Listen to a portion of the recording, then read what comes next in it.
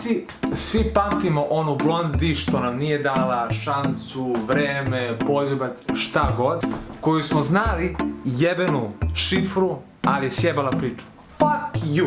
Za sve one ranjene duše, proplakanu mušku suzu, čekanje u redovima, živce od flis papira, za vas, samo za vas, moji gatosi, na mestu broj 2, pesma Mia fit Pedro Capó, Te olvidaré.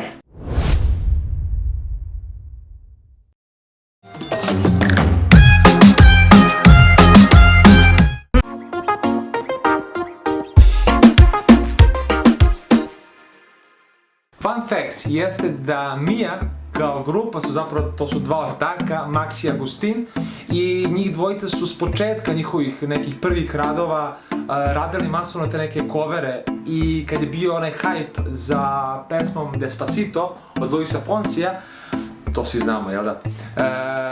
Oni su radili cover za tu pesmu i sam izvođač im je rekao bravo, bravo. Takođe su radili neke svoje pesme, ona od koje se ističe pored ove Te olvidaré, ističe se pesma Fuego u kolabu sa Leslie Grace.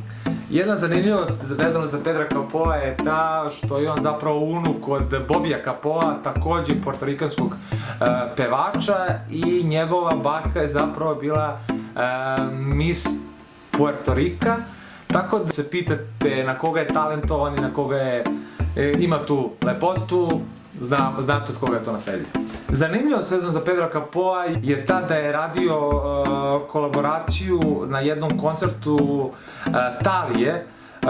Ko ne zna ko je Talija, Talija je zapravo, ako se sećate serije, latinoameričke serije Rosalinda, pa ta glumica je zapravo Talija, ona pored svoje glumačke karijere ima i svoju muzičku karijeru, i oni su na tom koncertu uradili jednu pesmu Estoy enamorado. Na tom koncertu Rosalinda izgleda kao pepeljuga, ali u modu čistačice. Dok sam Pedro Capó izgleda nekog finog mladića iz kraja. Nerealan kadar, mislim, ja razumem, ne može sve bude bling bling i ne treba da bude, ali kad pogledate Pedra Capóa sada i tada iz 2009. godine, vidjet ćete evidentnu razliku.